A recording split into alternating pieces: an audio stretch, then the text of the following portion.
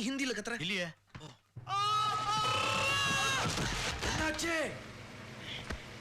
வந்துருச்சா? வந்துருச்சு. ஆனா ரெண்டா வந்திருக்கு. ஐயா மாறாது. இட்லி எப்பா இட்லி போட்ட சமான எவ்வளவு பெரிய பூகம்பம் வந்தாலும் சரிடா நீ ஒரு ஆள் எஸ்கேப் ஆயிருப்பா. வெல்கம் டு ஐரக்ஷன் சேனல். எங்களோட வீடியோஸ் உங்களுக்கு பிடிச்சிருந்ததுன்னா லைக் பண்ணுங்க, கமெண்ட் பண்ணுங்க, ஷேர் பண்ணுங்க, மறக்காம சப்ஸ்கிரைப் பண்ணுங்க. ஓகே, இப்போ என்ன வீடியோ பார்க்க போகிறோம்னா சினிமா டிக்கெட் சேனல் தான் பார்க்குறோம். ரீசெண்டாக போட்ட வீடியோ தான் பார்க்கலாமா? ஓகே. சினிமால எத்தனையோ மாற்றங்கள் வந்தப்புறமும் நம்ம இன்னைக்கும் வியந்து பார்க்கக்கூடிய ஒரு மனிதர்னா அது உலகநாயகன் கமல்ஹாசன் தான். அதுக்கு காரணம் பல வருஷங்களுக்கு முன்னாடி அவர் பண்ணின படைப்பா இருந்தாலும் சரி, இப்போ அவர் பண்ணிட்டு இருக்கிற படங்கள்னாலும் சரி, ஒவ்வொரு வாட்டியும் இதை எப்படி பண்ணாருன்னு மலைக்க வச்சுட்டே தான் இருக்காரு. அவர் கண்ட கனவுகள்ல வெறும் 20% தான் நமக்கு சினிமால காட்டியிருக்காரு. மீதம் 80% பல காரணங்களால பண்ண முடியாமையே போயிருக்கு. அப்படி அவர் கையில் எடுத்து பாதி பண்ணி தொடர முடியாமையும் முழுசா பண்ணி திரைக்கு வராமலும் போன 1 இல்ல 2 இல்ல 35 படங்கள் இருக்கு. அதை பத்தின நிறைய சுவாரஸ்யமான தகவல்களை தான் இன்னைக்கு பார்க்கலாம். மர்மயோகி தெரியும். அப்புறம் இந்த இது ஒரு படம் வந்துச்சு.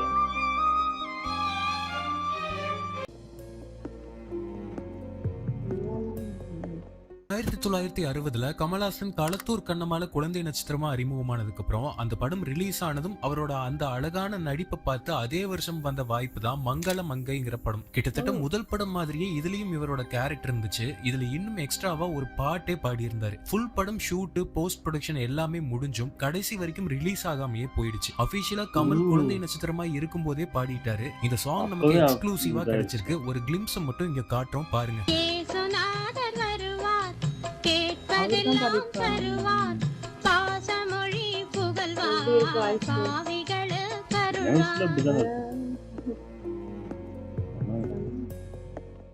கமல் நடிக்க ஆரம்பிச்ச ஆரம்ப காலத்திலேயே மலையாள படங்கள்ல நடிக்க நிறைய வாய்ப்புகள் வந்துச்சு. அப்படி 1981 கமல் கமிட் ஆன படம் தான் சமயம். தேவர் மகன் டைரக்டர் பரதனோட மோஸ்ட் ஆஃப் த மலையாள படங்களுக்கு ஸ்கிரீன் ரைட்டரா இருந்த ஜான் பால் புதுசேரி தான் இந்த படத்துக்கும் ஸ்கிரீன் ரைட்டர். மலையாளத்துல தொடர்ந்து தரமான படங்களா பண்ணி இப்போ மோகன்லாலோட ஹிருதயபூர்வம் படம் பண்ணிட்டு இருக்கிற நேஷனல் அவார்டு வின்னிங் டைரக்டரான சத்யன் அந்திக்காட் இந்த படத்தை டைரக்ட் பண்றதா இருந்துச்சு. கமலோட அம்பிகா ஹீரோயினா நடிக்கிறதா இருந்துச்சு. படம் ஆரம்பிக்கிற டைம்ல இதோட ப்ரொடியூசர் இறந்து போனதால படம் நின்னு போச்சு. தமிழ்ல 1978 கமல்ஹாசன் ரஜினிகாந்த் வச்சு அவள் அப்படித்தான் கொடுத்த டைரக்டர் ருத்ரையா 1982 தொடங்கின அவரோட 3வது படம் ராஜா என்னை மன்னித்து விடு. கமல்ஹாசன் லீட் ரோல்லையும் அவரோட அண்ணன் சந்திரகாசன் படத்திலையும் அண்ணனாவையும், சுமலதா ஒரு ஹீரோயினாவும், சுஜாதா கமல் மனைவியாவும் பண்றதா படம் ஸ்டார்ட் ஆச்சு. சமாதானத்தை விரும்புற அண்ணனுக்கும் நக்சலைட் சிந்தனையோட இருக்கிற கமல்ஹாசனுக்கும் நடக்கிற முரண்பாடுகள் தான் இந்த கதை. தமிழ் தெலுங்குன்னு பைலிங்குவலா 15 நாள் ஷூட்டிங் போயிட்டு நிறைய காரணங்களால படம் நின்னு போச்சு. இந்த படத்துக்காக இளையராஜா பண்ணின சாங்ஸ் எல்லாம் பின்னாடி வேற வேற படங்களுக்கு யூஸ் பண்ணியிருந்தாரு. ராஜா என்னை மன்னித்து விடு திரைக்கதையோட பாதிப்புல தான் 2 கைதிகளோட உரையாடலா விரும்பாண்டி பண்ணதா பின்னாடி கமல்ஹாசன் ஒரு இன்டர்வியூல சொல்லியிருக்காரு. பயம்னா என்னன்னு உங்க எல்லாருக்கும் தெரியும்னு தெரியுது. அது எனக்கு தெரியாது. அதுதான் என்னுடைய குத்தம்.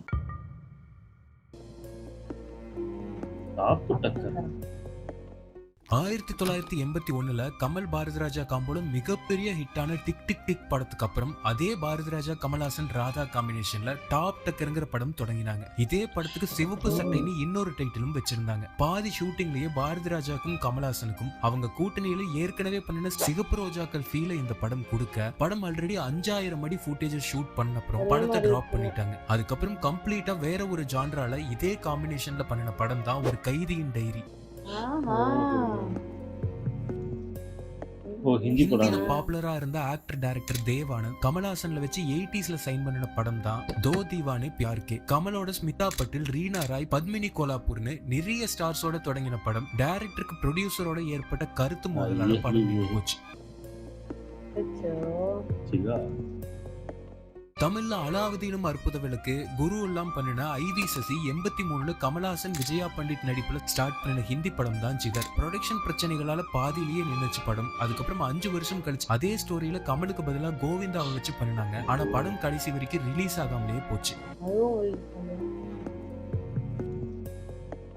தெலுங்கு ஹிந்தியில பாப்புலரா இருந்த டைரக்டர் டி ராமாராவ் 1984 கமல், அமிதாப் பச்சன், ஸ்ரீதேவி, ஜெயபிரதான்னு பெரிய ஸ்டார் காஸ்டோட தொடங்கின படம் தான் கபர்தர். ஒரு டாக்டருக்கும் கொடூரமான வியாதியில பாதிக்கப்பட்டிருக்கிற நோயாளிக்கும் நடுவுல நடக்கிற கருணை கொலை சம்பந்தப்பட்ட ஒரு வித்தியாசமான கதை. இந்த படமும் நிறைய போர்ஷன்ஸ் முடிஞ்சதுக்கு அப்புறமா சில காரணங்களால ஸ்டாப் ஆயிடுச்சு. 6 வருஷம் கழிச்சு மறுபடியும் படத்தை தொடங்க பிளான் பண்ணாங்க.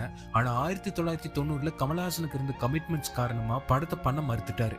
இத்தனை வருஷம் கழிச்சு 1984 படம் நின்னு போக இருந்த காரணத்தை ரீசெண்டா ஒரு இன்டர்வியூல டைரக்டர் பாக்யராஜ் ரிவீல் பண்ணியிருக்காரு. கதைப்படி கமலஹாசன் சாகணும், டெத் ஆனால் தான் அந்த கதை நிற்கும். அப்படி டெத் ஆயிடுச்சு அப்படின்னா அமித் கேரக்டர் ஒன்றுமே இல்லை, அமிதாப் பச்சன் கேரக்டர் ஒன்றுமே இல்லை அப்படின்னு கமலுக்கு மட்டும்தான் பேர் வரும்.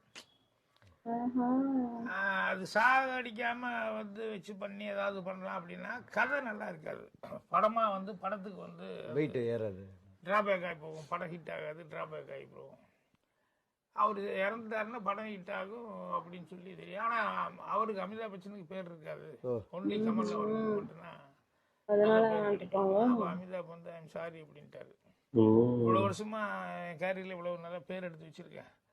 இப்போ இங்க இருக்கிற கமல் செத்தா கமல் பேர் வாங்கிட்டு படம் நல்லா இருக்கும். ஒரு படத்துக்கு கமல் சாவலன்னா அமிதாப் பச்சன் நல்லா இருக்கும். அமிதாப் பச்சன் பேர் பார்த்து மிரள்ற அளவுக்கு அப்போவே நம்ம உலக நாயகன் ஒரு இமேஜ் கிரியேட் பண்ணி வச்சிருந்தாரு. காட்ஃபாதர் ரீமேக் தான். நாயகனோட ப்ரொடியூசருமான முக்தா ஸ்ரீனிவாசன் மிட் 80s உலகத்தையே திரும்பி பார்க்க வச்ச காட்ஃபாதரை தமிழ்ல பண்ண பிளான் பண்ணி அதுல சிவாஜி கணேசன், கமல்ஹாசன், அமலாவை காஸ்ட் பண்ணியிருந்தாரு. இந்த கதையில சிவாஜி கேரக்டருக்கு அதிக முக்கியத்துவம் கொடுத்தும் கமல் கேரக்டருக்கு வலுவில்லைன்னு கமல்ஹாசனோட மென்டர் அனந்து ஃபீல் பண்ண இதை டிராப் பண்ணிட்டாங்க. இன்கேஸ் இது நடந்திருந்தா தேவர் மகனுக்கு முன்னாடியே நடிகர் திலகம் உலகநாயகனோட காம்பினேஷன்ல படம் வந்திருக்கும். இது டிராப் ஆனதும் அதுக்கப்புறம் கமல் ரெஃபர் பண்ணி மணிரத்னம் உள்ள வந்து இதே டேட்ஸ்ல பண்ணின படம் தான் நாயகன். ஓகே ஓகே, நிறைய காசு வேஸ்ட் பண்ணிருப்பாங்க. இப்போ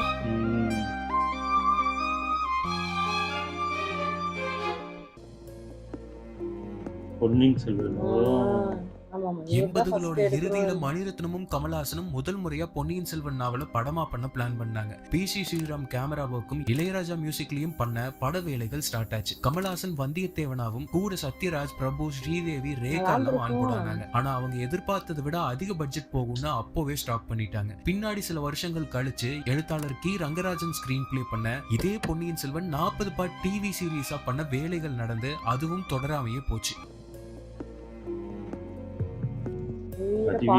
90களில் கங்கை அமரன் டைரக்ஷன்ல அதிவீர பாண்டியன் அப்படிங்கிற ஒரு படத்தை ஸ்டார்ட் பண்ணினாங்க. முழுக்க ஜல்லிக்கட்டை பேஸ் பண்ணின இந்த படத்துல கமல்ஹாசனோட ஐஸ்வர்யா பாஸ்கரன் லீட் ரோலா பண்றதா இருந்துச்சு. பட் இதே நேரத்துல பண்ணப்பட்ட தேவர் மகனும் ரூரல் படமா இருந்ததால இந்த படத்தை டிராப் பண்ணிட்டாங்க. இந்த அதிவீர பாண்டியன் படத்துக்காக பண்ணின பாட்டு தான் தேவர் மகன்ல வந்த சாந்து பொட்டு பாட்டு. இந்த ஐடியாவே கங்கை அமரன் கொடுத்ததுதான் பின்னாடி ஒரு இன்டர்வியூல கமல்ஹாசன் சொல்லியிருக்காரு.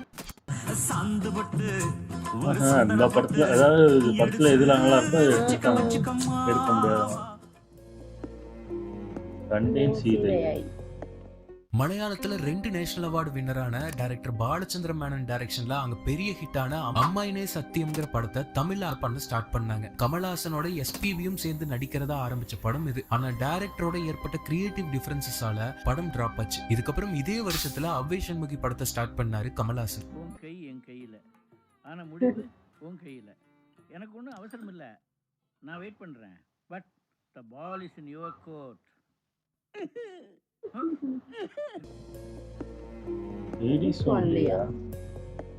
தமிழ்ல மிகப்பெரிய ஹிட் ஆன அப்புறம் ராஜ்கமல் பிலிம்ஸோட மகளிர் மட்டுமே ஹிந்தியில லேடிஸ் ஒன்லிங்கிற டைட்டில் வச்சு ஸ்டார்ட் பண்ணாரு கமல். சீமா பிஸ்வாஸ், ஷில்பா ஷெரோட், ஹீரா ராஜ்கோபால் நடிக்க தமிழ்ல நாகேஷ் பண்ண டெட் பாடி ரோல ஹிந்தியில கமலே நடிச்சாரு. முழு படமும் எடுத்து முடிஞ்சு இன்னைக்கு வரைக்கும் ரிலீஸ் ஆகாமலேயே போயிடுச்சு.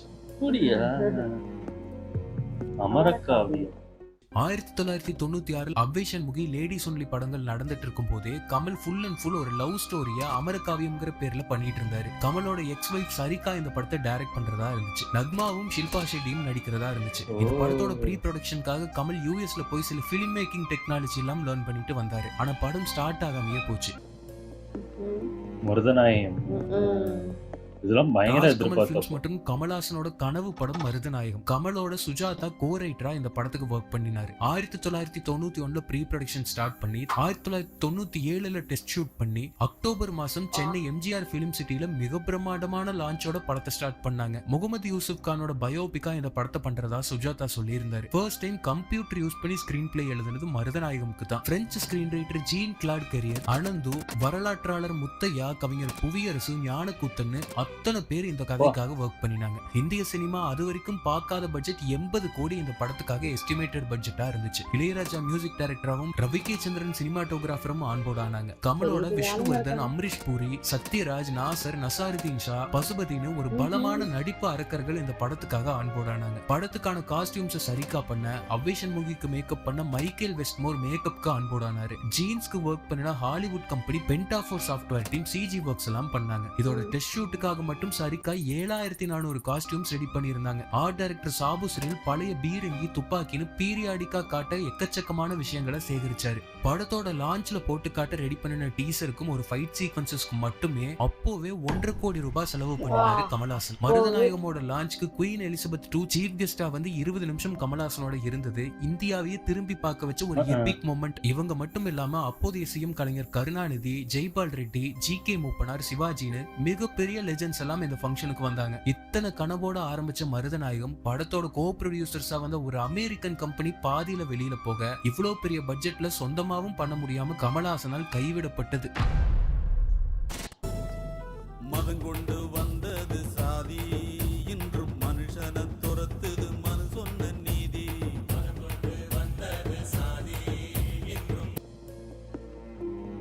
மார்க்கண்டேயன். ஜென்டில்மேன், காதலன் படங்களோட பெரிய வெற்றிக்கு அப்புறமா கேடி குஞ்சுமோன் பேன் இந்தியா படம் ஒன்று பண்ண பிளான் பண்ணி கமலோட கை கோர்த்தாரு. மார்க்கண்டேயன்னு பேரிடப்பட்ட அந்த படத்துக்கு நிறைய டைரக்டர்ஸ் வந்து போனாங்க. ஆனா அதே டைம்ல கேடி குஞ்சுமோன் அவரோட பையனை வச்சு பெரிய பட்ஜெட்ல பண்ணின கோடீஸ்வரன் படம் வியாபாரமாகாம போக பெரிய நஷ்டமாக இதையும் ஸ்டாப் பண்ணிட்டாரு. கமல்ஹாசனோட எவர்கிரீன் பிளாக் பஸ்டர் மைக்கேல் மதன காமராஜன் படத்துல இருந்து காமேஸ்வரங்கிற கேரக்டர் ஸ்பின் ஆஃபா வச்சு லண்டனை விசிட் பண்ணும்போது நடக்கிற ஈவென்ட்ஸை வச்சு ஸ்டார்ட் பண்ண படம் தான் லண்டனில் காமேஸ்வரன். மருதநாயகம் டிராப் பண்றதா ஆரம்பிச்ச படம் இது. ஆனா அதுக்கப்புறம் கமல் ஹேராம் ஸ்டார்ட் பண்ணிட்டு இதை பண்ணாம இந்த ஸ்கிரிப்ட டைரக்டர் மௌலி கிட்ட கொடுத்து மாதவனை அந்த கேரக்டரா வச்சு பண்ண சொல்லிட்டாரு. அதுதான் நலதமயந்தி. நீங்க இப்பவும் நலதமயந்தி தெரியும். மாதவன் கேரக்டர் அப்படியே மைக்கேல் மதன காமராஜனோட காமேஸ்வரன் மாதிரியே இருக்கும். நான் ஒன்ன பார்க்க வரல, உன் பாட்டி கூப்பிடு. எப்படி கண்டுபிடிச்ச? எல்லாம் தெரியும் கேட்டா. கேள்விப்படுறேன் அது இலையில போடுறதுக்காகும். ஆமாம், ஆம்பளை பார்த்தா ஈஷன் வந்துருவியே. உன்னை பார்த்து யார் ஈஷுக்குவா? ரோபோட் இது. முதல் ரீமேக் நாயக் ஹிந்தியில முடிஞ்சதும் பேன் இந்தியா லெவல்ல கமல்ஹாசனோட கைகோர்த்து ஸ்டார்ட் பண்ணப்பட்ட படம் பிரீத்தி சிந்தா இதுல ஹீரோயினா கமிட் ஆனாங்க. ஃபியூச்சரிஸ்டிக்கா 2200வது வருஷம் நடக்கிற கதையா அப்போ ஸ்கிரிப்ட் இருந்துச்சு. இதுக்கான போட்டோ ஷூட் எல்லாம் முடிஞ்சதுக்கு அப்புறம் கமலுக்கும் சங்கருக்கும் ஸ்டோரியில நடந்த சில கருத்து மோதலால படம் மேற்கொண்டு போகல. சங்கர் பாய்ஸ் படத்தை ஸ்டார்ட் பண்ணிட்டாரு. ரொம்ப வருஷம் கழிச்சு ஸ்கிரிப்ட்ல நிறைய சேஞ்சஸோட சூப்பர் ஸ்டாரை வச்சு இதே ஸ்டோரியில எந்திரன் வந்துச்சு. பம்மல் கே சம்பந்தம் முடிஞ்சதுக்கு அப்புறம் கே.எஸ். ரவிக்குமார் டைரக்ஷன்ல ஏ.ஆர். ரஹ்மான் மியூசிக்ல பி.எல். தேனப்பன் ப்ரொடக்ஷன்ல ஸ்டார்ட் பண்ணப்பட்ட படம் நரன். மனுஷனுக்கும் பீஸ்டுக்கும் இடையில நடக்கிற ஸ்டோரினும் இந்த படத்துல கமலோட கெட்டப்பே யாருமே எதிர்பார்க்காத மாதிரி இருக்கணும் கே.எஸ். ரவிக்குமார் அப்போ சொல்லியிருந்தாரு. பேன் இந்தியா படமா அப்போவே இதை பிளான் பண்ணி அமிதாப் பச்சன் ஒரு முக்கியமான ரோலுக்கு நடிக்க வைக்கவும் பிளான் பண்ணாங்க. பட்ஜெட் இஷ்யூவால இது நடக்காம போய் இதே டீம் ஒரு சின்ன பட்ஜெட் வச்சு அடுத்து பண்ண படம் தான் பஞ்சதந்திரம்.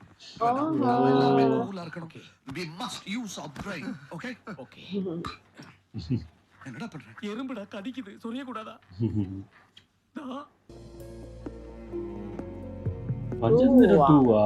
பஞ்சதந்திரம் மேக்கிங் டைம்லயே இதுக்கான சீக்வல் ஸ்டோரியை கமலும் கே.எஸ். ரவிக்குமாரும் பிளான் பண்ணிட்டாங்க. இந்த 5 பேரோட மனைவிகளும் அவங்களுக்கு எதிராக எடுக்கிற ரிவெஞ்ச் தான் பஞ்சதந்திரம் 2வோட ஸ்டோரி. ஆனா கமல்ஹாசன் மற்றும் மத்த ஆக்டர்ஸோட டேட் சரிவர கிடைக்காததால படத்தை டிராப் பண்ணிட்டாங்க. 2015ல மௌலி டைரக்ஷன்ல இதே சீக்வல் பண்ண வேலைகள் ஆரம்பிச்சு மறுபடியும் நின்னு போச்சு. கமல்ஹாசனோட இன்னொரு கனவு படம் இந்த மூவ். 2002ல கமல் டைரக்ஷன்ல Mani Ratnam and சிங்கீதம் Srinivasarao go direct பண்ண இந்த மூவ் படத்துக்கான ப்ராசஸ் தொடங்குச்சு. ரஷமோன் எஃபெக்ட்ல இதுக்கான ஸ்கிரீன் பிளே பண்ண பிளான் பண்ணாங்க. ஆனா இதே மாதிரி 3 இன்டர்பிரேஷன் ஆஃப் சேம் இன்சிடென்ட்ங்கிற காலத்துல மணிரத்னம் ஆயுத எழுத்து ஸ்டார்ட் பண்ணதால மணிரத்னம் இதுல இருந்து வெளியே போனாரு. அதுக்கப்புறம் கமல்ஹாசனும் இதை டிராப் பண்ணிட்டு சிமிலர் ஐடியாவை வச்சு பண்ண படம் தான் Virumandi. Matrix, Lord of the Rings எல்லாம் பண்ணினா பேரி ஆஸ்போர்ன் 2012ல இந்த படத்தை ட்ரிபிள் இம்பாக்ட்னு ஹாலிவுட்ல பண்ண ஸ்டார்ட் பண்ணாரு. கமல்ஹாசனோட ஹாலிவுட் டெபியூட்டா அமைய வேண்டிய படம் இது. ஆனா இதுவும் டிராப் ஆச்சு. பேரி ஆஸ்பான் ஒரு பெரிய தயாரிப்பாளர், Lord of the Rings, Matrix போன்ற படங்களை தயாரித்தவர். படம் என்னுடைய கதையாக இருக்க வேண்டும் என்று அவர் விரும்பியதால் என்னுடைய கதை ஒன்றை அவர் தேர்வு செய்திருக்கின்றார். அது கதை கருதான். அதை வைத்துக்கொண்டு என்னையே எழுத வேண்டும், ஒரு ஹாலிவுட் எழுத்தாளருடன் தேவைப்பட்டால் கலந்து ஆலோசிக்க வேண்டும் என்று சொல்லி இருக்கிறார். கண்டிப்பாக நான் முக்கியமான படம்லாம் இயக்குனர் பதவியும் என நானே செய்ய வேண்டுமா என்பதை யோசித்துக் கொண்டிருக்கிறேன். அவர் செய்தால் நன்றாக இருக்கும் என்று பேசிக் கொண்டிருக்கிறோம். கமல் இன்னமுமே இந்த ஸ்கிரிப்ட் படமா பண்றதா பிளான்ல இருக்கிறதா ஒரு இன்டர்வியூல சொல்லியிருக்காரு. ஓ சூப்பர் சூப்பர். கிருஷ்ணலீலா 2004ல கமல்ஹாசனும் சிங்கீதம் ஸ்ரீனிவாசராவும் சேர்ந்து கிருஷ்ணலீலாங்கிற படத்துக்கு ப்ரீ ப்ரொடக்ஷன் வேலைகளை ஆரம்பிச்சாங்க. கிருஷ்ணதாஸ்ங்கிற ஒருத்தனும் அவனோட வாழ்க்கையில வர ஒரு பொண்ணோட கதைய காமெடி என்டர்டெய்னரா பண்ண பிளான் பண்ணியிருந்தாங்க. கமல்ஹாசன் சிங்கீதம் ஸ்ரீனிவாசராவ் கூட்டணியில முன்னாடியே வந்து அபூர்வ சகோதரர்கள், மைக்கேல் மதன காமராஜன் மாதிரியே ஒரு பிளேவர்ல இந்த படத்தை பண்ண பிளான் பண்ணாங்க. கமலோட அபிராமி, கௌதமி, ரோகிணி, வினோதினி, கவுண்டமணி, வடிவேலு, செந்தில், விவேக், சிட்டி பாபு, லண்டன்ல இருந்து 2 புது நடிகைகள்னு பெரிய ஸ்டார் காஸ்டோட தொடங்கப்பட்ட படம் ஏதோ சில காரணங்களால கைவிடப்பட்டு சிங்கீதம் ஸ்ரீனிவாசராவ் கமல் கூட்டணியில பின்னாடி மும்பை எக்ஸ்பிரஸ் பண்ண ஸ்டார்ட் பண்ணிட்டாங்க. 2004ல ரமேஷ் அரவிந்தோட டெபியூ டைரக்ஷன்ல கமல்ஹாசன் ஸ்டோரியில ஸ்டார்ட் பண்ணப்பட்ட ஒரு காப் த்ரில்லர் தான் கேஜி. தமிழ்நாடு கர்நாடகால பெங்களூர்ல நடக்கிற இந்த ஸ்டோரியில ஃபீமேல் லீடே இல்ல. ஆனா அதே நேரத்துல டைரக்டர் சரணோட வசூல் ராஜா MBBS ஓட நரேஷனை கேட்டு இம்ப்ரெஸ் ஆகி இதை டிராப் பண்ணிட்டாரு கமல்ஹாசன். நம்ம எல்லாருக்குமே தெரியும் ஹிந்தி பிளாக் பஸ்டர் முன்னாபாய் MBBS ஓட அபிஷியல் ரீமேக் தான் வசூல் ராஜா MBBS. லகே ரகோ முன்னாபாய் ஹிந்தியில வந்து மிகப்பெரிய ஹிட் ஆச்சு. இதையும் தமிழ்ல பண்ண தமிழுக்கு சில சேஞ்சஸ் பண்ணி டைரக்டர் சரண் கமல் கிட்ட அப்ரோச் பண்ணினாரு. ஆனா ஸ்கிரிப்ட் தமிழுக்கு ஒர்க் ஆகாதுன்னு கமல் ஃபீல் பண்ண இதை டிராப் பண்ணிட்டாங்க. பின்னாடி இதே ஸ்கிரிப்ட ஜெமினி பிலிம் சர்க்கியூட்ஸ் ஜெயம் ராஜா கிட்ட கொடுத்து ரவி மோகனை வச்சு ஸ்டார்ட் பண்ண பிளான் பண்ணாங்க. ஆனா பினான்சியல் இஷ்யூஸால அதுவும் ஸ்டாப் ஆயிடுச்சு. தசாவதாரம் முடிஞ்சதுக்கு அப்புறம் கமல் தன்னோட இன்னொரு ட்ரீம் ப்ராஜெக்ட் மர்மயோகி பண்றதா பிளான் பண்ணாரு. ஹிந்தி தமிழ்ல பைலிங்குவலா 7ஆம் நூற்றாண்டுல நடக்கிற கதைக்களத்துல ஒரு பீரியட் பிலிமா ஆரம்பிக்கப்பட்டது இந்த மர்மயோகி. பிரமித் சாய்மரா, ராஜ்கமல் பிலிம் சேர்ந்து இந்த படம் ப்ரொடியூஸ் பண்றதா இருந்துச்சு. 2007ல இதுக்கான வேலைகளை ஆரம்பிச்சாங்க. எந்திரன் வெர்சஸ் மர்மயோகி கிளாஷ் வரும்னு எதிர்பார்க்கப்பட்டுச்சு. இந்த படத்துக்காக கமல்ஹாசன் திக்கா நீளமான ஒரு தாடி எல்லாம் வளர்த்து பார்க்கவே செம மிரட்டலா இருந்தாரு. கமலோட த்ரிஷா, மோகன்லால், வெங்கடேஷ், ஹேமமாலினி, ஸ்ரேயா, சுஷ்மிதா சிங் அது வரைக்கும் இந்திய சினிமாவே பார்க்காத அளவுக்கு ஒரு ஸ்டார் காஸ்டை இந்த படத்துக்காக ஆன்போர்ட் பண்ணாங்க. பல மில்லியன் டாலர்கள் செலவில் தயாராகும் பன்மொழி படமான மர்மயோகி உலகத்தர படமாகவும் உங்களுக்கு பரிமாறப்பட வேண்டும் என்பது பேரார்வத்துடன் இயங்கி வருகின்றன. ஆனா இதே டைம்ல இந்த ப்ரொடக்ஷன் கம்பெனில ரிலீஸ் ஆன குசேலன் மிகப்பெரிய நஷ்டத்தை ஏற்படுத்த மர்மயோகியிலிருந்து வெளியே போயிட்டாங்க.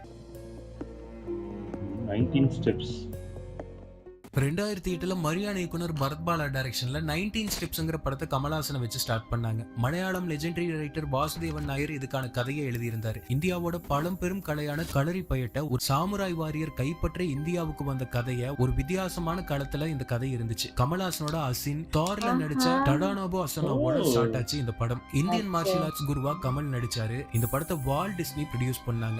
முழுக்க கேரளால படமாக்க பிளான் பண்ணி ஷூட் ஸ்டார்ட் ஆக வெறும் 20 நாள் இருக்கும்போது இந்த படம் எல்லாம் புட்டிச்சு. பீரியட் படம் பண்ணியே ஆகணுங்கிற இருந்த கமல் கிட்ட மிஷ்கின் 2009ல ஒரு ஸ்கிரிப்ட் சொல்ல அது கமலுக்கு ரொம்பவே பிடிச்சு போச்சு. 500 BCல நடக்கிற புத்தரை பத்தின கதை இது. இந்த கதை கமலுக்கு ரொம்பவே பிடிச்சு போக இதுக்கு ப்ரொடியூசர்ஸ் பிடிக்கிறதுக்காக USல நிறைய கம்பெனிஸ் கிட்ட பிட்ச் பண்ணாரு. ஆனா யாருமே இது ப்ரொடியூஸ் பண்ண முன் வரல. படமும் டிராப் ஆச்சு. இது பண்ண முடியாததால ரொம்ப டிப்ரெஷன்ல போய் அதுல இருந்து வெளியே வரவே மிஷ்கினுக்கு 6 மாசம் ஆயிருக்கு. யாவரும் கேள்வி. உன்னை போல் ஒருவனுக்கு அப்புறமா 2009 red Jain movies ப்ரொடக்ஷன்ல KS Ravikumar டைரக்ஷன்ல த்ரிஷா ஹீரோயினாவும் ஸ்ருதிஹாசன் மியூசிக் டைரக்டராகவும் தொடங்கின படம் யாவரும் கேளீர். இதுக்கான நிறைய வேலைகள் நடந்துட்டு இருக்கிறப்பவே இதை டிராப் பண்ணிட்டு இதே கூட்டணியில ஸ்டார்ட் பண்ணப்பட்ட படம் தான் மன்மத நம்பு.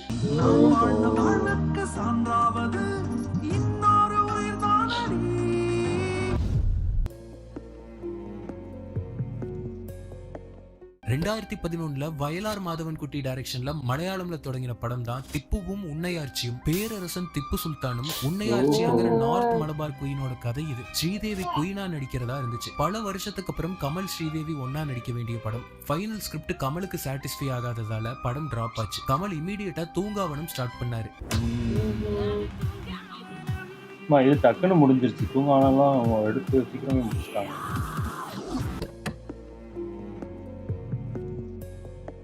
மருதநாயகம் மர்மயோகி வரிசையில கமலே எழுதி எடுக்கணும்னு வச்சிருந்த இன்னொரு கனவு கதை வாம மார்க்கம். வாம மார்க்கம் என்பது என்னுடைய இன்னொரு பேர்லாம் பாரு கதை.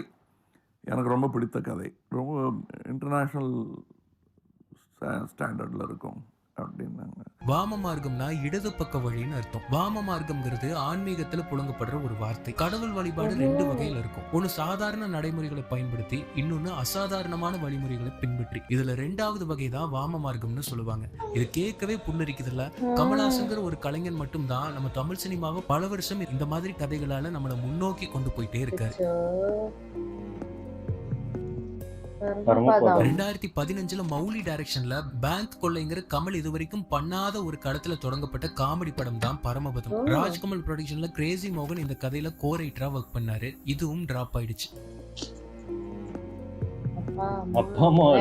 இதே 2015 நவம்பர்ல மைடியர் குட்டி சாத்தான்லாம் டைரக்ஷன் பண்ணின மலையாளத்துல பாப்புலரான டைரக்டர் ராஜீவ் குமார் கமல்ஹாசனை வச்சு ஒரு ஃபேமிலி டிராமா ஸ்டோரியை நரேட் பண்ணி அது கமலுக்கு ரொம்ப பிடிச்சும் போய் படமா பண்ண ப்ரீ ப்ரொடக்ஷன் வேலைகள்ல இறங்கினாங்க. படத்துக்கு அப்பா அம்மா விளையாட்டுன்னு பேர் வச்சிருந்தாங்க. சத்யா படத்தோட எவர்கிரீன் பேர் கமல்ஹாசனும் அமலாவும் பல வருஷத்துக்கு அப்புறமா மறுபடியும் இதுல ஒன்று சேர்ந்தாங்க. அமலாவோட பழைய நடிகை ஜரீனா வகாவும் நடிக்கிறதா இருந்துச்சு. இவங்களை நீங்க விஸ்வரூபம் படத்துல பாத்திருப்பீங்க. இந்த படம் முழுக்க முழுக்க அமெரிக்கால நிறைய பகுதிகளில் ஷூட் பண்றதா இருந்துச்சு. கடைசி நேரத்துல ஏதோ சில காரணங்களால நிறுத்தப்பட்டுச்சு. காரணம் தெரியலையே.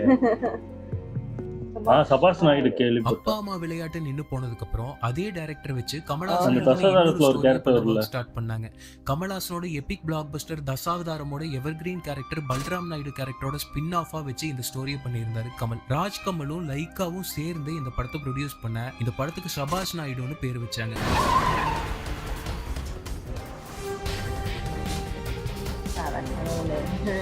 பேசுறதே நல்லா இருக்கும்.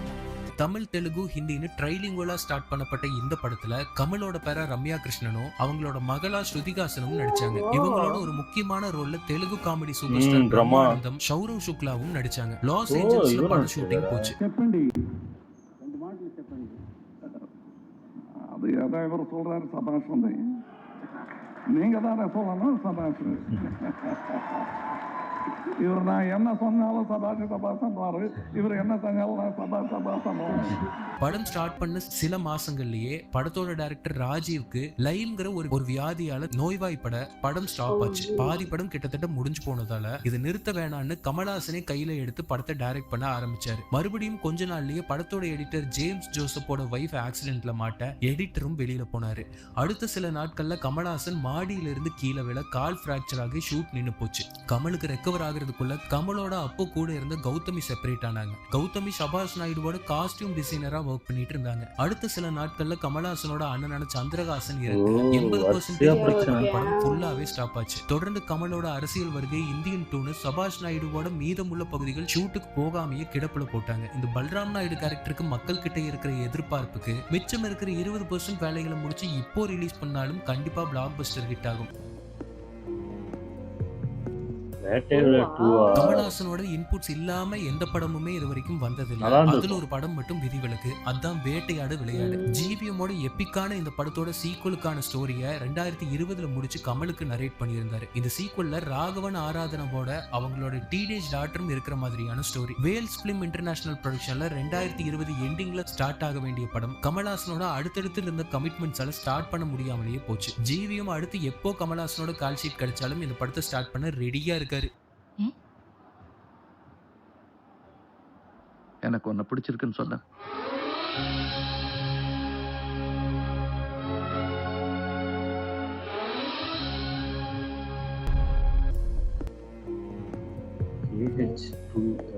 ஹெச் வினோத் கமல்ஹாசனுக்கு ஒரு பொலிட்டிக்கல் ஸ்கிரிப்ட் சொல்ல அது கமலுக்கு ரொம்பவே பிடிச்சு போச்சு. இனிஷியலா இந்த ஸ்கிரிப்ட் மெர்சல் பட ஷூட்டிங் டைம்ல விஜய்க்கு சொல்லப்பட்ட ஸ்கிரிப்ட். ஆனா அதுக்கப்புறம் பிகில் ஸ்டார்ட் பண்ணதால விஜயால பண்ண முடியாம போக இந்த ஸ்கிரிப்ட் கமல் கிட்ட வந்துச்சு. ஜூலை 2023 கமல்ஹாசனோட ராஜ்கமல் படத்தை ப்ரொடியூஸ் பண்றதா அபிஷியலா KH233 ஆரம்பிச்சாங்க. இதுவா ஜனநாயகனா அதான் நினைக்கிறேன். இந்த படத்துக்கான ப்ரீ ப்ரொடக்ஷன் ஒர்க்ஸ் எல்லாம் செப்டம்பர்ல ஆரம்பிச்சது. இந்த படத்துக்காக ஒரு மாசம் கமல் கன் ட்ரைனிங் எல்லாம் எடுத்தாரு. ஆனா அதுக்கப்புறம் ஜான்வரியில இந்த படம் டிராப் ஆகி திரும்பவும் இதே ஸ்கிரிப்ட் விஜய்க்கு போயிடுச்சு.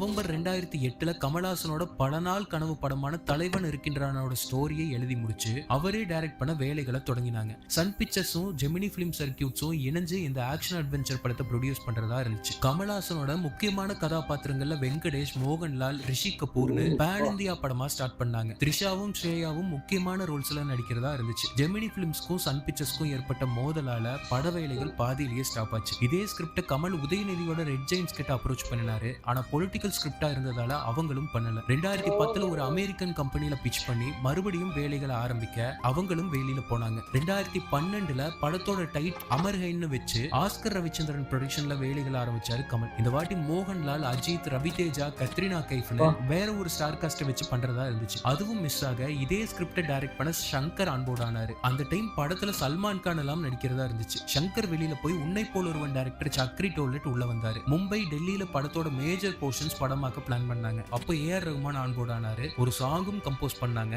ஏஆர் ரகுமானோட கெரியர் பெஸ்ட் சாங்கா அது இருக்கும்னா அப்போ கமல்ஹாசன் ஒரு இன்டர்வியூல சொல்லியிருந்தாரு. கிட்டத்தட்ட 2 பாட்டு உலையில் கொதித்து கொண்டிருக்கிறது.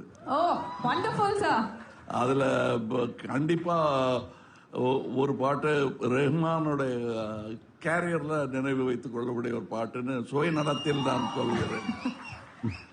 அது எனக்கு ரொம்ப சந்தோஷம். அது என் படத்தில் அமைந்தது. அது சில நேரம் அமைவதுதான். ஆனா மறுபடியும் நிறைய காரணங்களால படம் கைவிடப்பட்டுச்சு. ஆனா கமல்ஹாசன் இந்த ஸ்டோரிய படமா பண்ணியே ஆகணுங்கிற முடிவை மட்டும் விடவே இல்லை. 2024 இதே ஸ்கிரிப்ட மணிரத்னம் கிட்ட கொடுக்க இந்த வாட்டி மிஸ்ஸே ஆகாம தக் லைஃபா முழு படமும் முடிஞ்சு இப்போ ஸ்கிரீனுக்கு வரப்போகுது. கமல்ஹாசன், ரிஷி கபூர், மோகன்லால், வெங்கடேஷ், த்ரிஷா, ஸ்ரேயான்னு 2008 ஆரம்பிக்கப்பட்ட படம் பல மாறுதலுக்கும் இடையூறுகளுக்கும் அப்புறமா இப்போ கமல்ஹாசன், STR, த்ரிஷா, அபிராமி, அசோக் செல்வன், ஜோஜு ஜார்ஜ், நாசர்னு மிகப்பெரிய ஸ்டார் காஸ்டோட இன்னைக்கு தக் லைஃபா வந்திருக்கு. கமல்ஹாசனோட கரியர்ல 36 படங்கள்ல அவர் விடாம முடிச்ச கமல்ஹாசனோட கரியர்ல மட்டும் இல்ல தமிழ் சினிமா ஏன் இந்தியன் சினிமாக்கே ஒரு திருப்பு முனையா கண்டிப்பா இருக்குங்கிற நம்பிக்கை எனக்கு இருக்கு.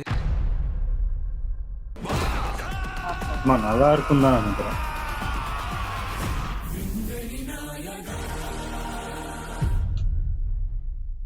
ஓ சூப்பர், நல்லா இருந்துச்சு. ஆனா இதுல எல்லா படமே அந்த மர்மயோகியா இருக்கட்டும், இல்ல மருதநாயகமா இருக்கட்டும், மருதநாயகம்லாம் அந்த இதை பார்த்துட்டு ஐயோ இப்படி பண்ணி வச்சிருக்காங்க, எப்படா வரும் அப்படிலாம் நினைச்சிட்டு இருந்தேன்.